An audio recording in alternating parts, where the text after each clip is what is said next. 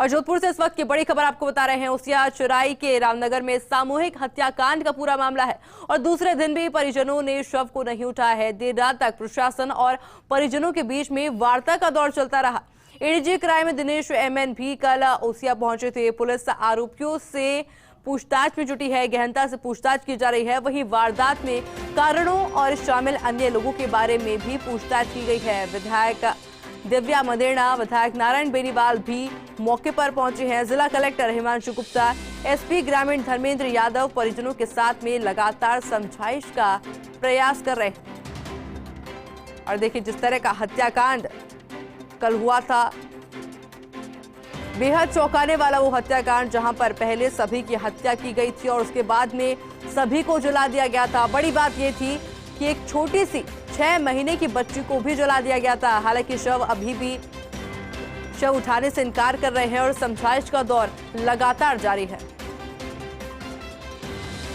और इसी खबर पर अधिक जानकारी के लिए हमारे साथ सहयोगी शिव प्रकाश मौके से लाइव जुड़ चुके हैं।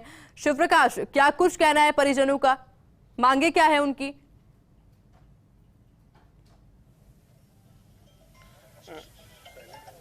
जी, मैं बताना चाहूँगा कि जिस तरह से ओसिया के क्षेत्र में यह हृदय विदारक घटना हुई थी, उसके बाद से पूरे ओसिया क्षेत्र में नहीं पूरे प्रदेश में सभी की जो है एक तरह से इस घटना की निंदा की है।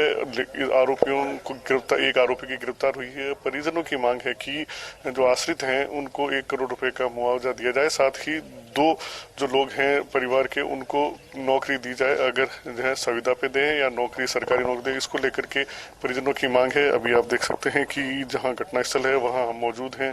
यहां कल से ही यह लगातार परिजन के साथ ही ग्रामीण हैं वो धरने पर यहां बैठे हैं। पुलिस लगातार समझाइश के प्रयास कर रही है।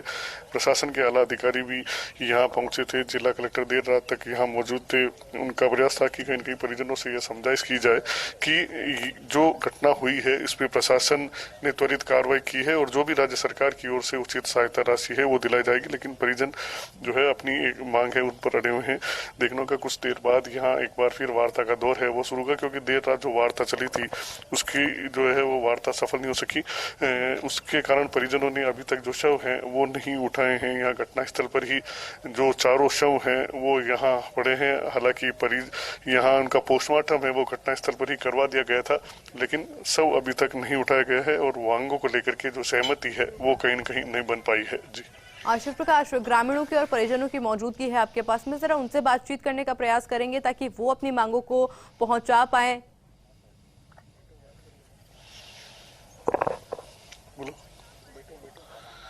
जी, हम कोशिश करेंगे, क्योंकि जिस तरह से हालांकि माहौल है उसमें यह कह पाना उसको जो यह घटना हुई है पूरा प्रदेश इससे स्तब्ध है। क्या मांग है, क्योंकि सब हर कोई जानना चाहता है कि क्या डिमांड है? बहुत ही जघन्य अपराध हुआ है। इसमें पीड़ित परिवार की सबसे पहले मांग है कि भाई जो आरोपी है उसकी संपत्ति को सीज किया जाए, सरकार अपने अंडर में ले।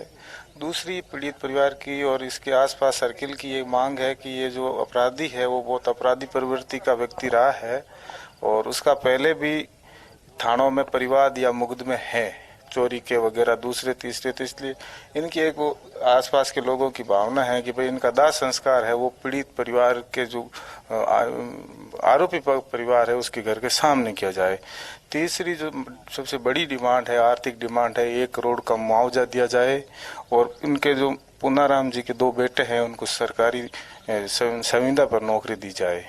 और भी छोटी बड़ी मांग है, इधर आगे व्यवस्थाएं ठीक रहे, इसके लिए पुलिस कानून व्यवस्था के हिसाब से पुलिस की भी इधर ऐसा ही एक बार चौकी वगैरह रहे।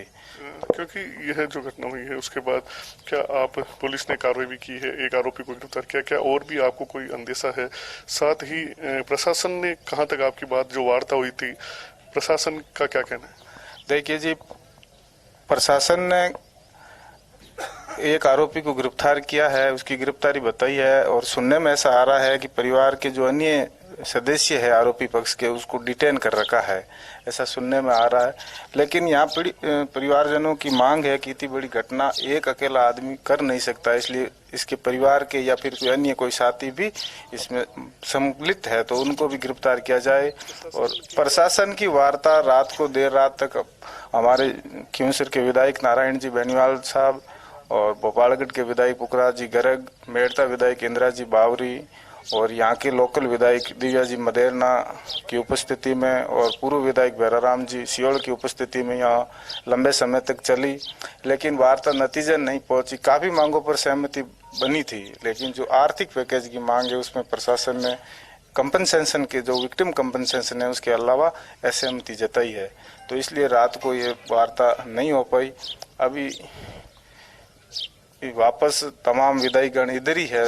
जो हाँ, पुलिस बारमल जो है पुलिस के जो अधिकारी हैं वो हालांकि यहाँ अभी नहीं पहुंचे हैं। हो सकता है कुछ देर बाद दूसरे दौर की वार्ता है वो शुरू की जाए।